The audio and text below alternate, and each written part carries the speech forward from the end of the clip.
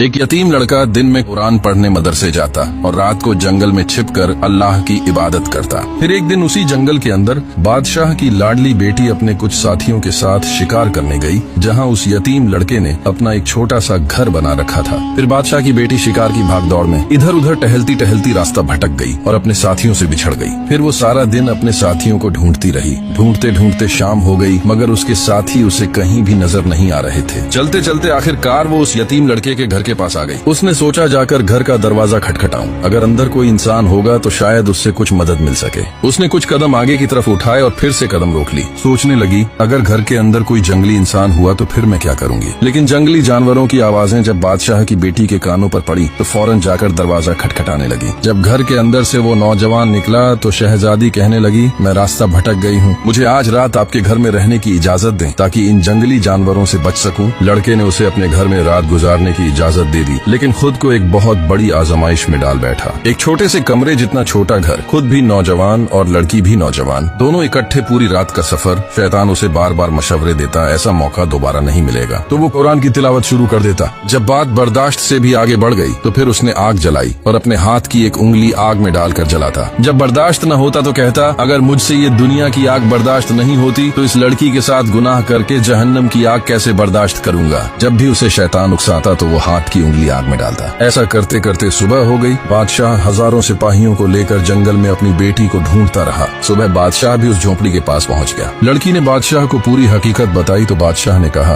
बेटी तुम पूरी रात अकेली घर के अंदर इस नौजवान के साथ थी। मैं तो तुम्हारा बाप हूँ, मैं शायद तुम्हारी बातों पर यकीन कर लूँ, लेकिन लोग यकीन नहीं करेंगे, समाज में मेरी नाक कट जाएगी। इस बात को छुपाने के लिए मुझे इस नौजवान को कत्ल करवाना पड़ेगा। तो कहने लगी, बाबा आप मेरे मोहसिन को कत्ल करवाएंगे। तो बादशाह बोला, बेटी मैं मजबूर हूँ, मेरे पास और कोई रास्ता नहीं है। बादशाह ने सिपाहियों को हुक्म दिया, इस नौजवान को गिरफ्तार कर लो। सिपाही उसे गिरफ्तार करके ले गए और जाकर कैद में डाल दिया। फिर लड़की छिपकर इस नौजवान से मिलने के लिए कैद की तरफ जा रही थी तो एक सिपाही ने देख लिया और जाकर बादशाह को बता दिया। बादशाह छिपकर अपनी बेटी को देख रहा था कि देखूं मेरी बेटी छिपकर इस नौजवान के पास क्या करने आई है। लड़की ने जब इस नौजवान से पूछा, उस रात जब मैं जंगल वाले घर के अंदर तुम्हारे साथ थी तो मैंने देखा था तुम अपने हाथ की उंगली बार बार आग में डाल रहे थे, ऐसा क्यों कर रहे थे। तो वो लड़का कहने लगा, मुझे जब भी शैतान मशवरा देता कि लड़की अकेली है गुनाह कर लो तो मैं अपनी उंगली आग में डाल लेता। जब आग की तपिश बर्दाश्त न होती तो सोचता, ये दुनिया की मामूली आग मुझसे बर्दाश्त नहीं होती तो इस लड़की के साथ गुनाह करके जहन्नम की आग कैसे बर्दाश्त करूंगा। बस खुद को ये एहसास दिलाने के लिए और गुनाह से बचने के लिए मैं बार बार ऐसा कर रहा था। बादशाह ने जब इसकी बातें सुनी तो चीख उठा, कहने लगा, जिस मुस्तफा के गुलाम का ईमान ऐसा हो वो गुनाहगार कैसे हो सकता है। फिर बादशाह ने कहा, बेटी ये नौजवान सज्जा का हकदार नहीं बल्कि ताज पहनाने के लायक है। फिर बादशाह ने उसे ताज पहनाया और अपनी बेटी के साथ शादी भी करवाई और बादशाहत के तख्त पर भी बिठा दिया।